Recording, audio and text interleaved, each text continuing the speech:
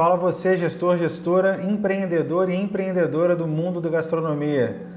Hoje nós vamos falar um pouquinho sobre uma ferramenta antiga, um conceito já com mais de 60 anos de história e te mostrar que até hoje a gente comete pecados absurdos e que estão impactando e vão continuar impactando negativamente no seu negócio. Meu nome é Matheus Amaral e hoje nós vamos falar sobre os 4 P's de Kotler.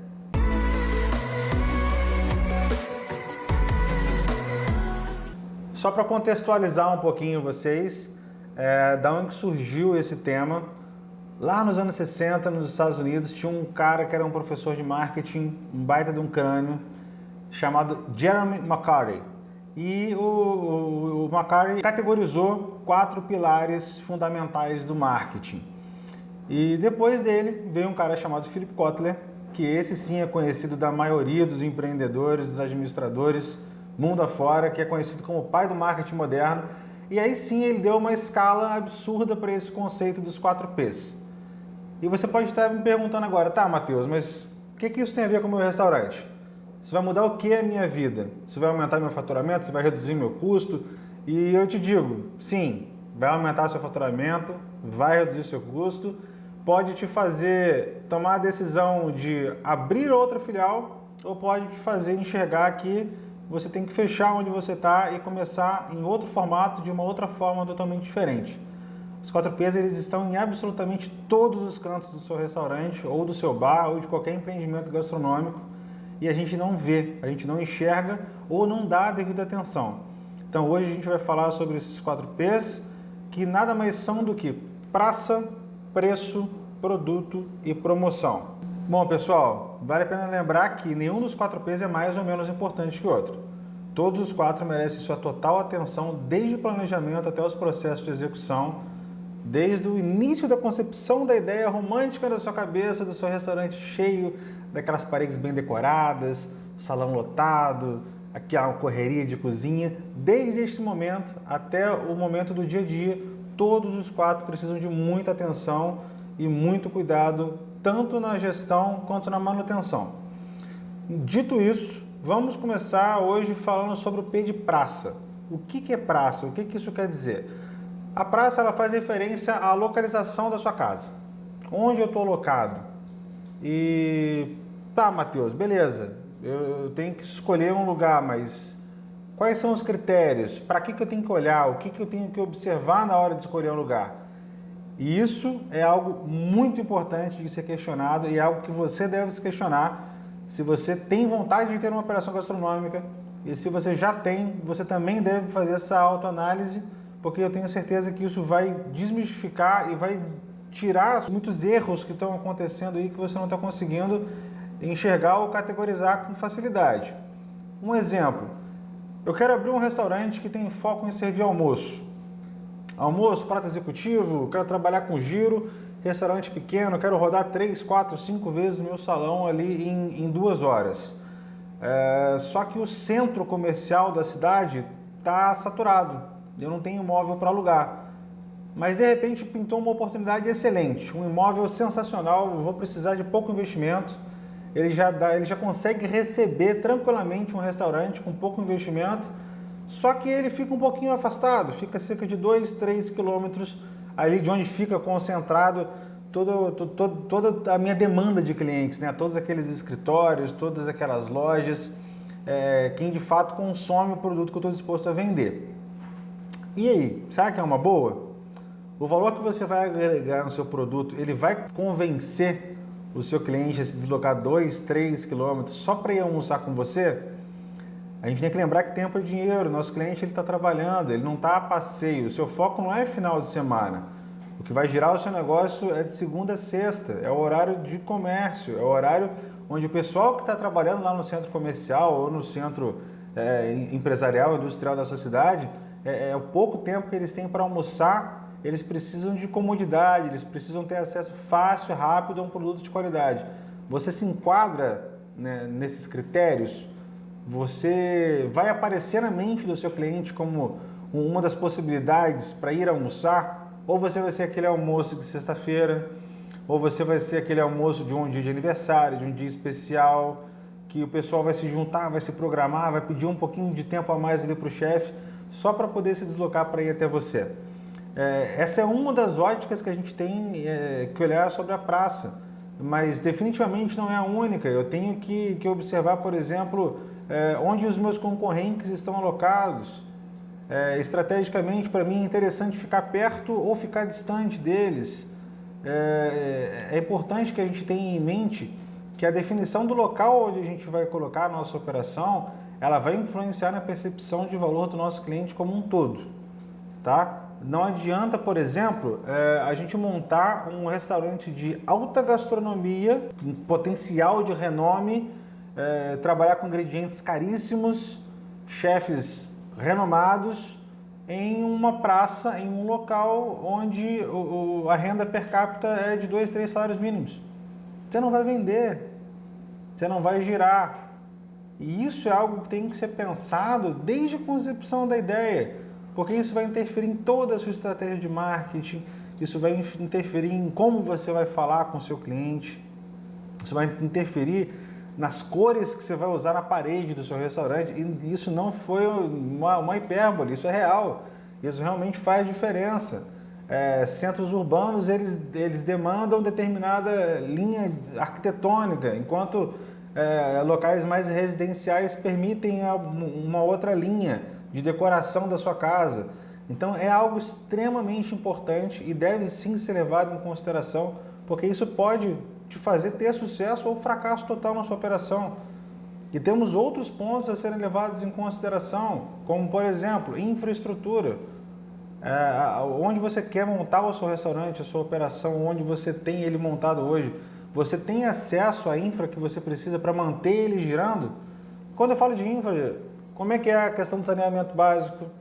A energia elétrica costuma cair muito no seu bairro. Aí chega a internet de qualidade que você precisa ter para operar com Wi-Fi para o seu cliente usar. Então, são muitas as óticas. Qual que é o preço do aluguel? Vale a pena pagar o aluguel nesse lugar para abrir um restaurante na proposta que eu tenho, com a visão de negócio que eu tenho, para o público-alvo que eu quero atingir? Então, todas essas óticas, elas são essenciais e primordiais para a gente determinar a importância da correta escolha da nossa praça. Onde eu vou me instalar? Vale a pena ficar na rua ou não? Eu devo ir para o shopping? De repente o seu público está no shopping, de repente o giro e a vitrine que esse shopping vai te dar justifica você pagar 10, 12 mil reais de aluguel ao invés de 2 ou 3 na rua. Agora, isso tudo demanda estudos, isso tudo demanda planejamento. Isso não pode ser feito de forma empírica. Mas Matheus, eu estava conversando com a minha esposa e junto a gente sonhou, a gente desenhou, a gente chegou a fazer uma planta do nosso restaurante. Tá, beleza. Mas vamos lembrar de uma coisa. Uma empresa, ela existe com um único propósito. Ela tem que gerar lucro para os acionistas. E nesse caso, o acionista é você. Se essa empresa for mal, você vai mal. Se essa empresa for bem, parabéns para você. Então, é hora de deixar o nosso lado passional de lado e a gente tem que pensar com clareza quais são as minhas metas, quais são os meus objetivos e entender que determinar a minha praça, onde eu vou me instalar, e vai ser sempre fundamental para determinar o meu sucesso ou não.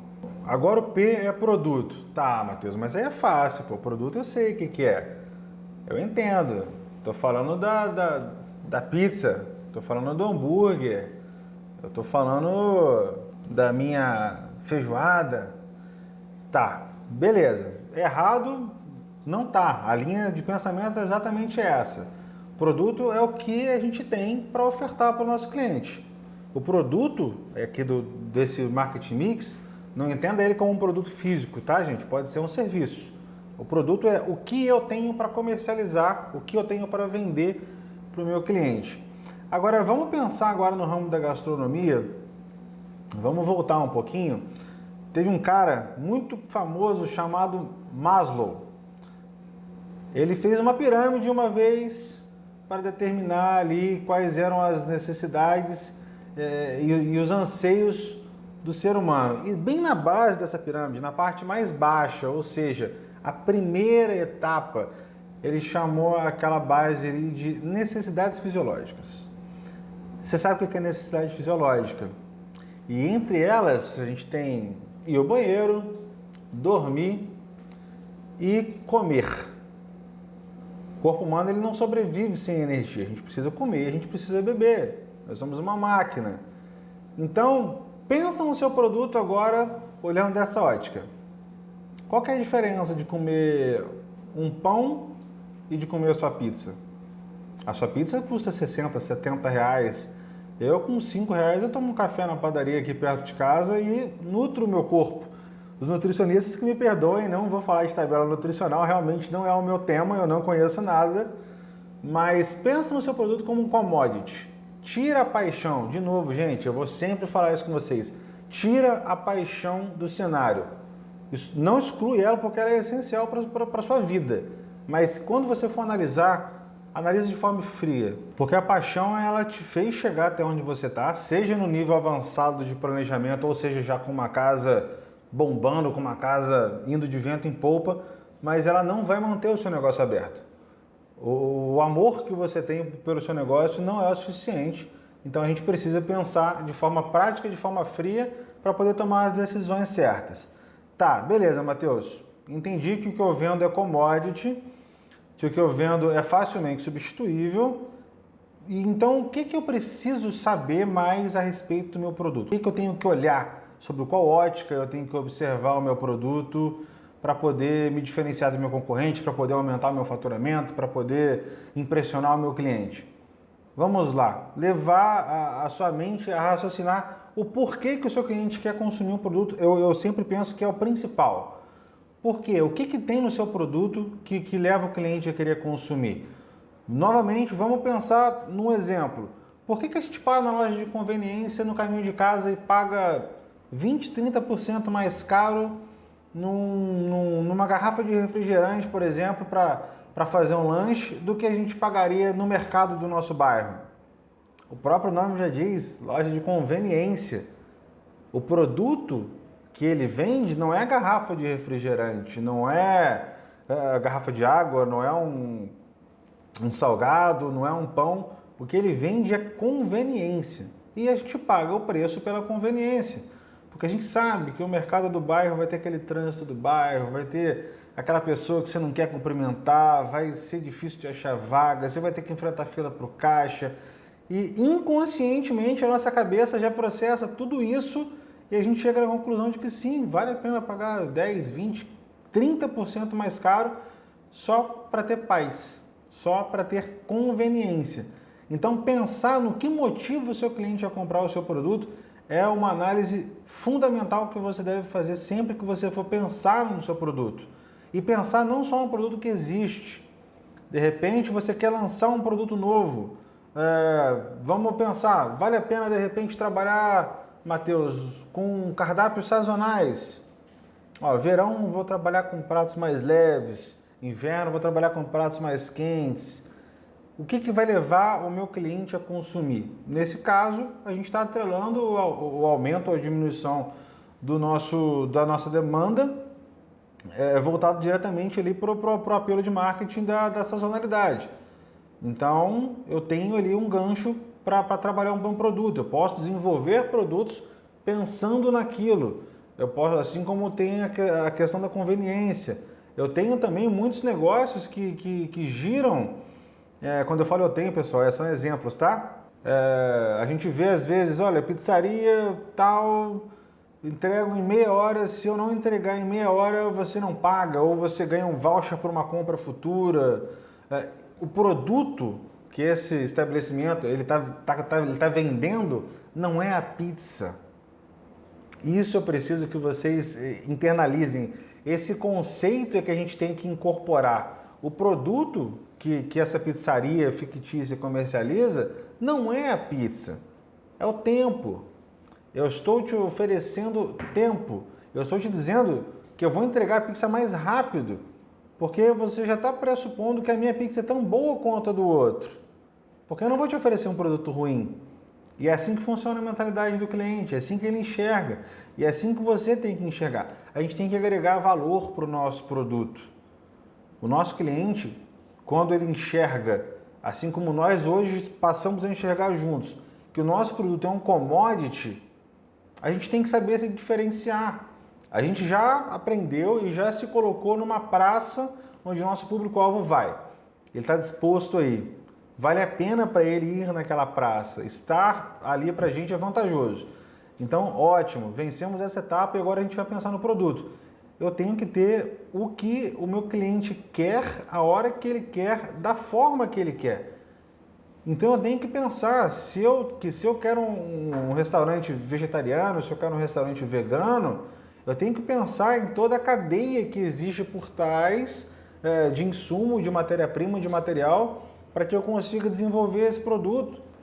E para isso, novamente, é fundamental que a gente conheça o nosso público-alvo. Se eu não conheço quem quer comprar de mim, eu não tenho como oferecer o produto certo, nas características corretas, na formatação correta que o meu cliente quer comprar. E para eu conseguir vender o que ele quer, da forma que ele precisa, eu preciso entender a demanda do meu cliente.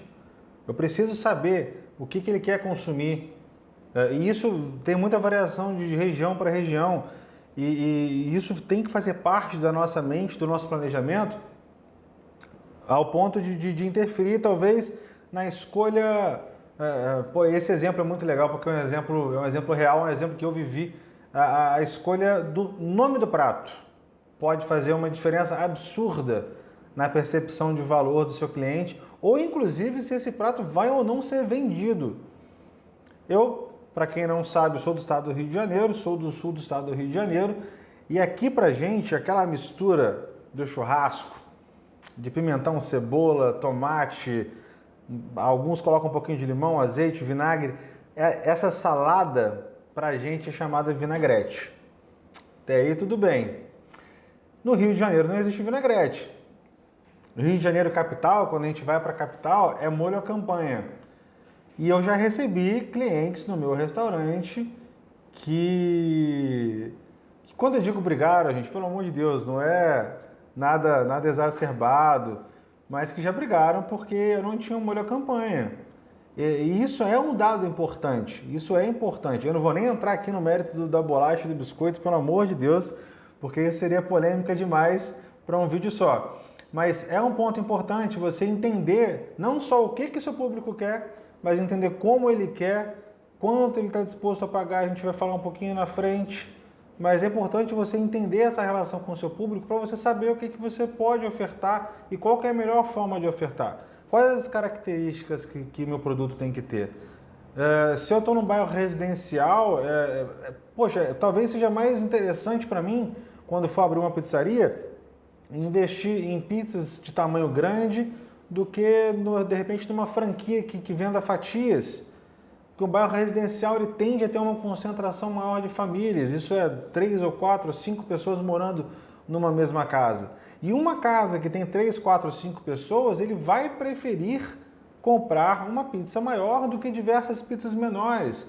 Porque o custo, normalmente, exceto alguma ação promocional, enfim, mas em linhas gerais é mais barato, é mais vantajoso. O cliente percebe mais valor em comprar esse produto.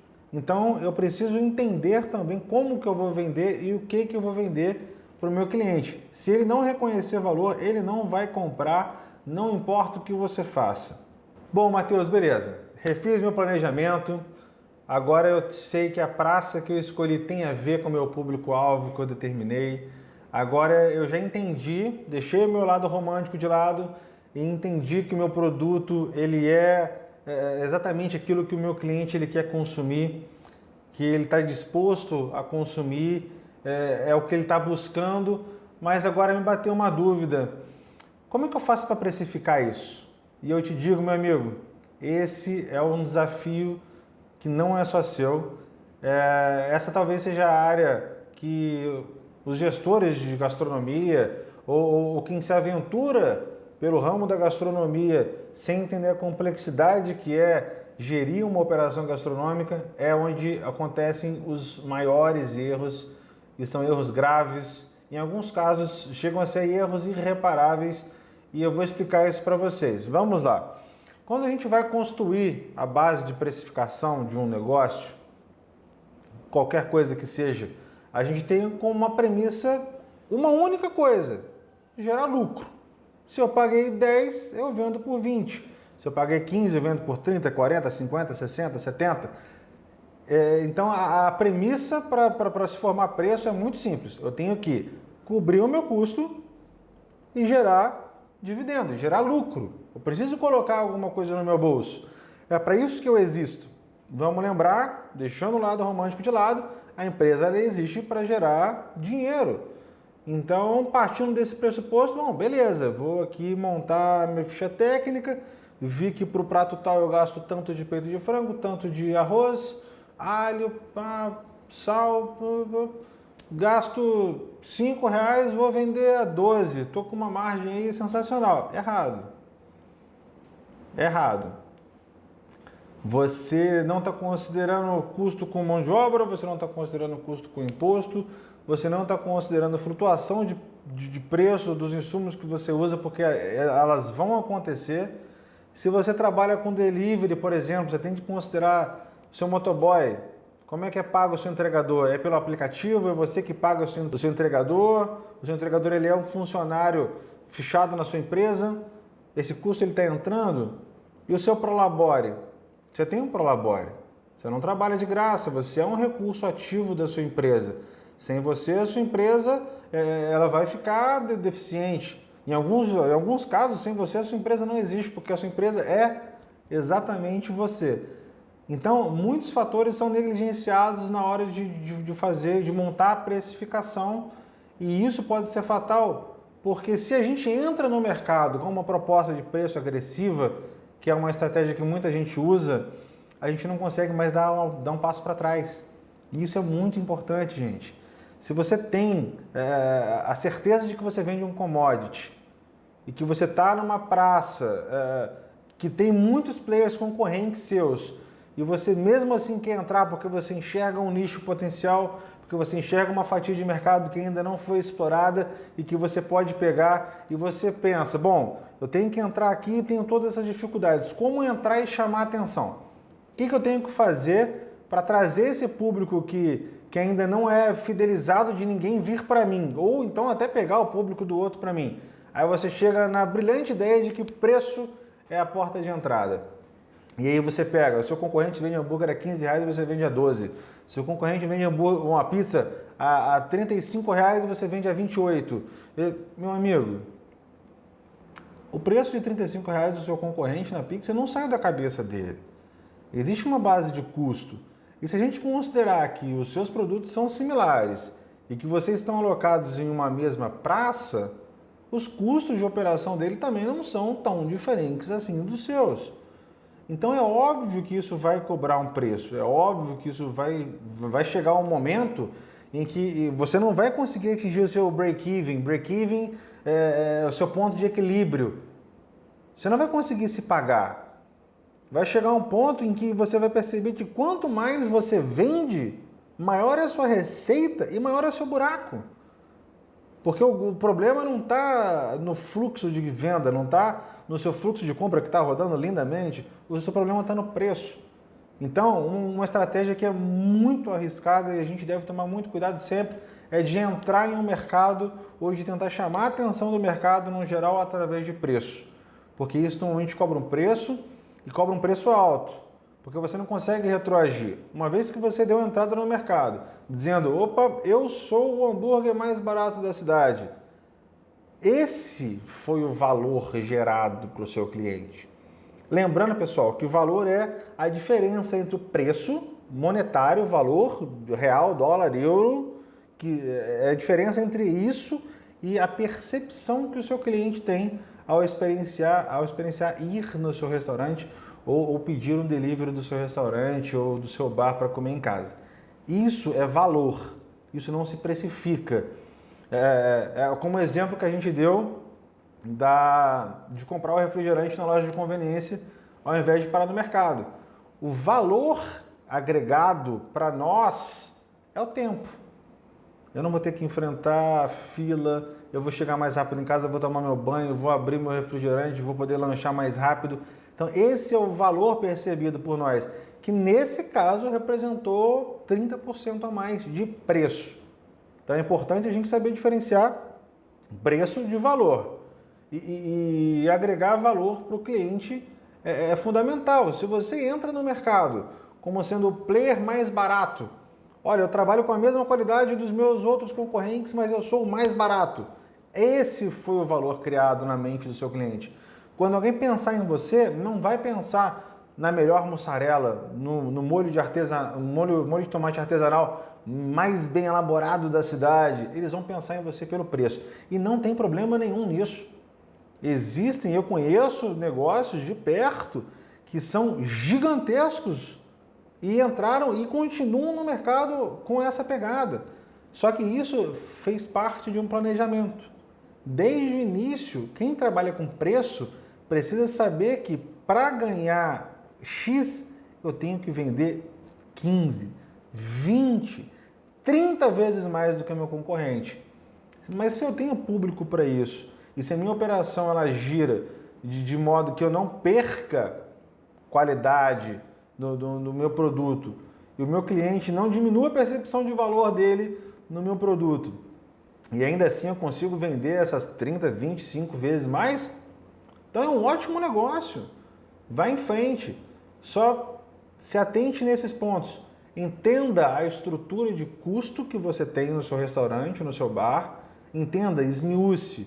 Pegue o seu DRE e coloque debaixo do braço, porque você precisa entender cada centavo que sai do seu restaurante para poder ter uma ficha técnica enxuta, processos enxutos para saber precificar. Sabendo precificar e agregando valor para o seu cliente percebendo que, opa, vale a pena pagar isso que o João está cobrando no pão dele. Poxa, é um pão artesanal, vale a pena. Eu prefiro comprar esse pão do que comprar o pão da padaria do seu Zé, mesmo sendo mais caro. Então, conseguiu convencer o seu cliente do valor agregado gerado pelo seu produto, ao ponto dele pagar o preço que você quer que ele pague.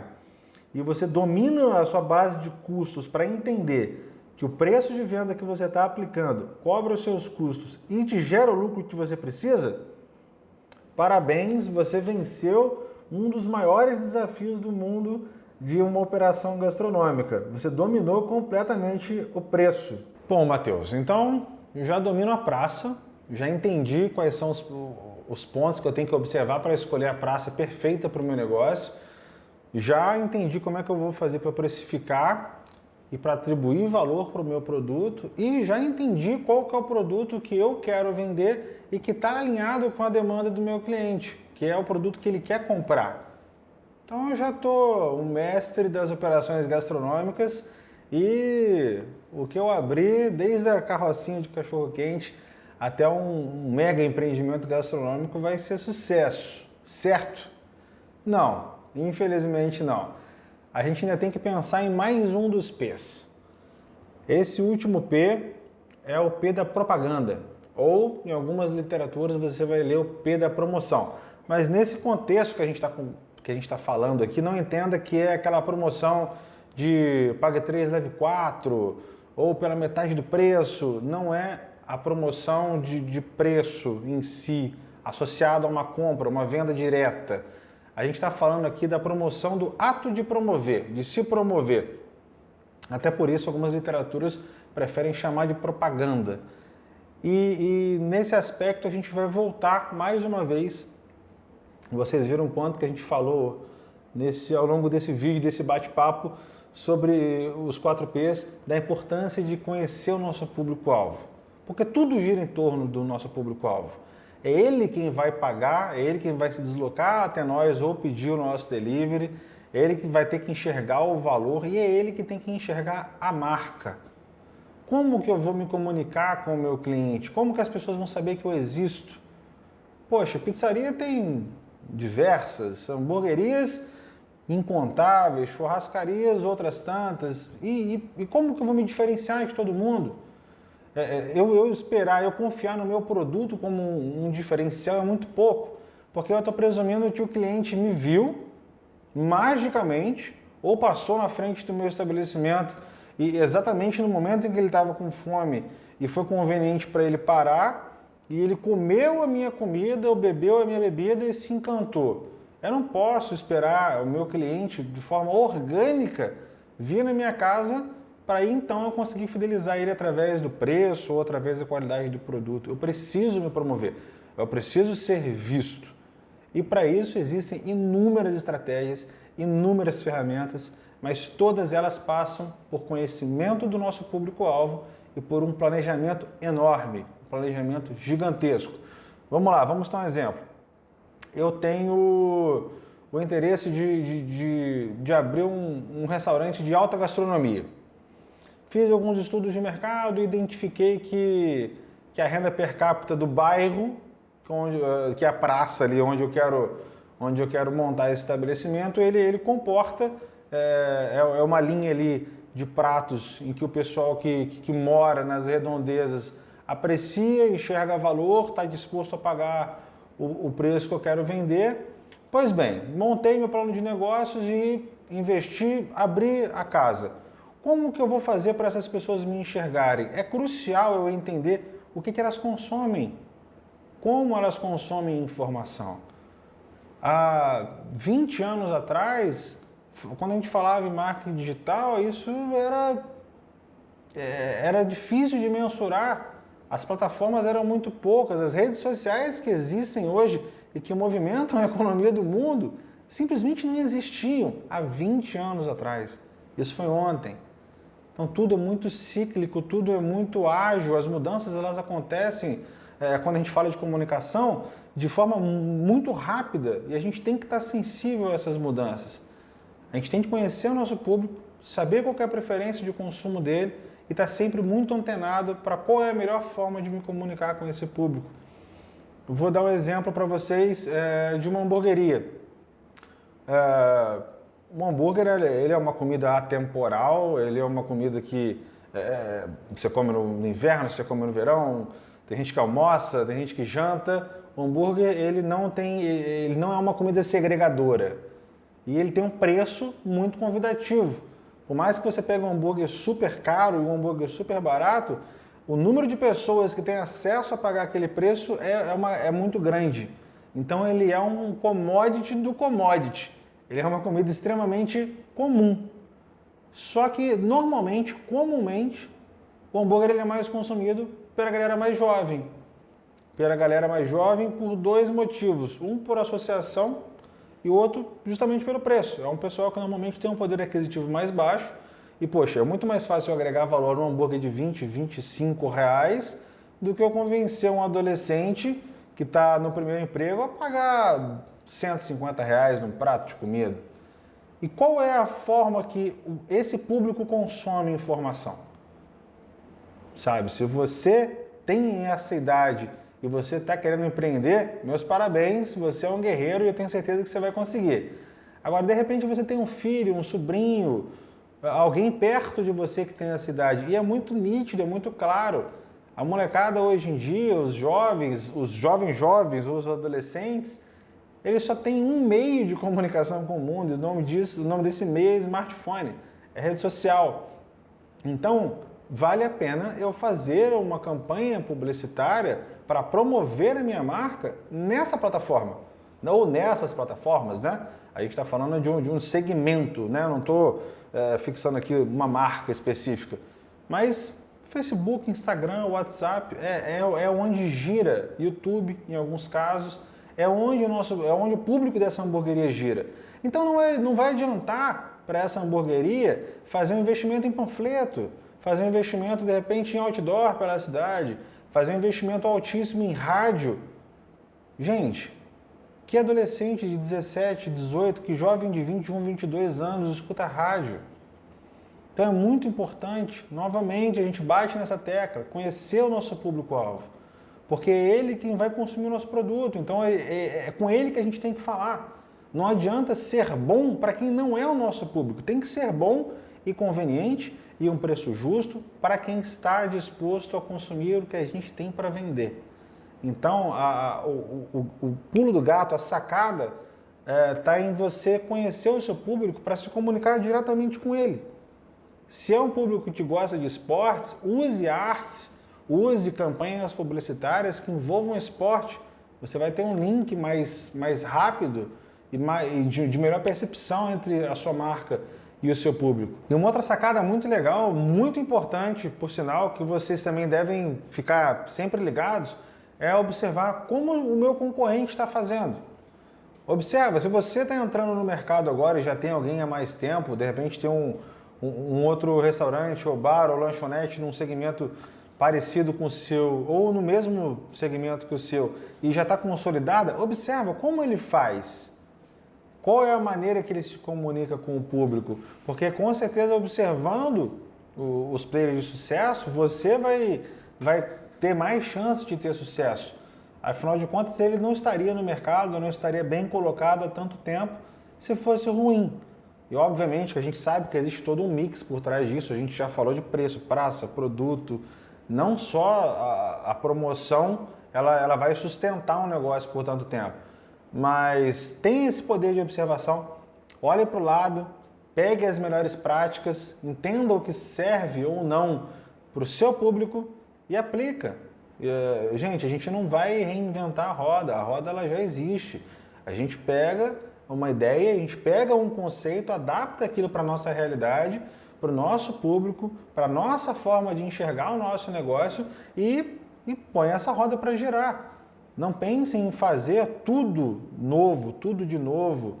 O mundo já é mundo antes de nós existirmos e vai continuar sendo.